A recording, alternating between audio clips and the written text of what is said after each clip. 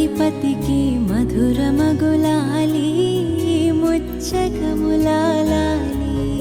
బలివాహనమెక్కి తిరిగే బాలుడికి లాలి మురిపాల జోలాలి. సురులకి సేనాధిపతికి మధురమగులాలి ముచ్చగములాలి. పార్వతీ పరమేశ తనయుడు స్వామినాథుడట కుమారస్వామియట. కృత్తికలు పాలిచ్చి పెంచిన కార్తికేయుడట ముద్దు బాలుడట నిదురకు వేళాయనట.